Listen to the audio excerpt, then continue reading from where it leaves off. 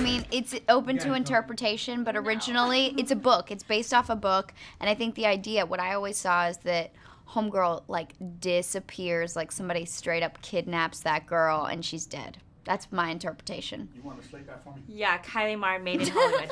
Okay, so, because that's what I was thinking. I'm like, okay, so was she kidnapped and not alive anymore, or did she just decide to bounce and just start a new life somewhere? I guess that's the better option. I mean, ideally, I think the filmmaker probably had it in mind that, like, yeah, she just, like, went off social media and completely ditched all of her accounts and started fresh and maybe, like, ended up with the bookstore dude and, like, lived out of his apartment or whatever. I don't know. I mean, that's probably the brighter version, but I like to think she's dead. I mean, I don't want to talk about a different movie right now because we should be talking about Mr. Church. Mr. Church! But I think I even did tweet you that day, and I was No like, way. tell me the truth, what happened, because I was That's freaking so out. I'm like, I funny. need to know the truth. Cool. But Mr. Church Yes. is really awesome. Cool. I actually... Originally, before I saw the movie, I think I didn't know that you were in it, but as soon as you started narrating, I was like, I recognized that voice. I'm like, this is going to be amazing because now I know that Britt's in this movie. Wow. Thanks. Thanks for being a fan. There's this moment where a young Charlotte is your character? Yeah, Charlie, When Mr. Church says that she should read, she says, I'm not a big fan of reading. Yeah. And he says, that's a shame because there's nothing better than a good story. And I thought that was in line with the story of Mr. Church because it's so good.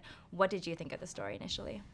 Well, when I first read the script, it's funny. It was sent to me originally with, like, a note saying, you're going to love this script. So I was already, like, very excited about reading it. And then when I first read it, I felt all the feelings. You know, I felt all the feelings that you want to feel when you read a script like this, which is just, like, happy and sad and confused and liberated and excited. And you want to just sort of be energized by life again, and that's what it sort of had me doing is just get excited about life and what it means to be a friend, to love someone, to care, to have compassion, to take the time, you know, and that's what it gave to me. And then immediately I was like, gotta do this movie. And did you know that Eddie Murphy was already attached?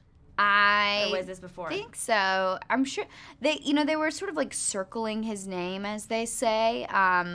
And I think he was attached, but I never listened to that stuff because it changes, you know. Do you remember Dr. Dolittle?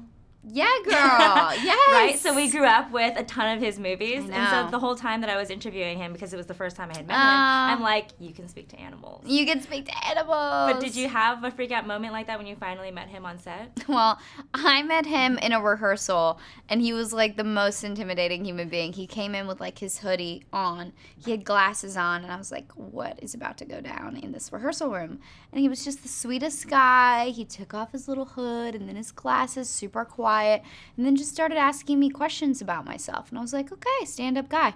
He's just I think he knows probably that he walks into a room and people are probably a little taken back or starstruck or whatever it is, and so he really does carry that weight with him, but not for any other reason than just everyone else putting it on him, you know what I mean?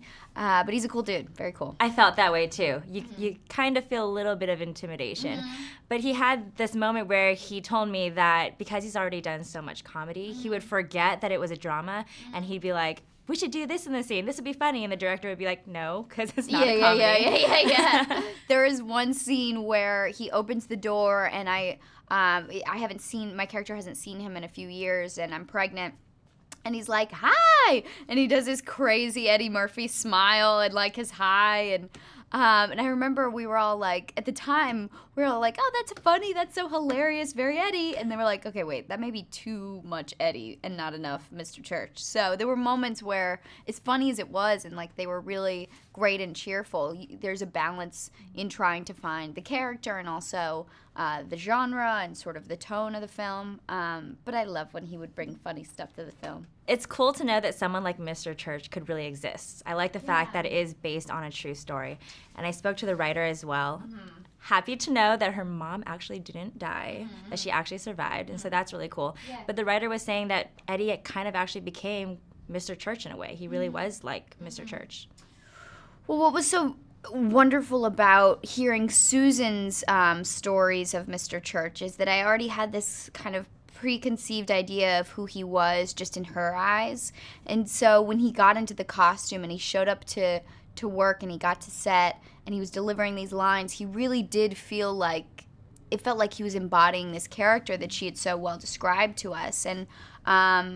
And that's a really difficult thing to do, especially when you're Eddie Murphy and people know you as this very kind of specific type of character. And the fact that he could throw all of that away and not be afraid to just be simple and still, that's a really huge thing. And I think he's really wonderful in it. What is it like to sit across from the writer and be like, okay, I'm you, I'm playing you, Yeah. and you want to give her justice, right? Because Yeah. you're playing her story. It's terrible. The thing is like, you know, I've done this so many times now where I'm like put in a position to literally like say words that people have said in their own life based on real things that have happened, and you put a lot of pressure on yourself to just make them happy. But ultimately it's so much more than that for them, and you have to realize, like, you have to stop being so selfish about it, because it's so much more than just like you saying their words. It's like them making a movie, and them making a movie about a story that means so much. I mean, this story is so close to her heart, and it's something she's been trying to make for years and years and years, and just the fact that it was happening was like so cool for her. And so I have to just like take the pressure off myself a little bit. I mean, yes, you want to do a good job, but there's only so much you can do. A lot of people, actually, I should tell you though, she did say that she loved you, what you did with the role. So Oh, really? That's nice. take comfort in knowing Thanks, that Susan. she was very satisfied and she loved it. Appreciate A it. lot of people in the theater were crying. Oh. I'm not a big crier, and Yeah. maybe it's just in general, but a lot of people were. Do you cry when you watch a movie that you're in if it's emotional? No. I mean, I don't think I've ever cried in something that I've been in. Nope. No, actually, that's not true. I may have cried in The Longest Ride, but only during I have a real weird thing for like old people, and I did do this movie, The Longest Ride, where there was a separate storyline from me, so I was able to like connect to the other storyline. But the stuff I was in, I was like, ugh, drama. I covered that movie. Pull it I down. think I've actually watched that movie at least 4 times since, because it plays Sister. on HBO, and I always turn it on. That is made for one. It's a one-time viewing. I just love the ending when they find out that he They got the won whole it all. collection. I know. And she like has this amazing art museum that's like super modern, but he I like know. still drives a pickup truck and the It's farm. a dream. I mean, it's truly like the average person's dream. That's is to, like, hilarious. Even stumble for you to be upon- like, you should have only watched that once. No, I mean, it's like, you know, it's a one and done. Like, I have movies like that I love, but one and done, you know? Well, I mean, yes, there are some other movies that I've probably seen like 20 times, Yes. but it's easy just to turn on when I see it on HBO. Totally. I appreciate it. Thanks for watching. You're welcome. Made in Hollywood. Thanks for watching this interview. As always, don't forget to subscribe and let us know what you think in the comment section below. For the next Made in Hollywood interview, click right here. Do it. Click it.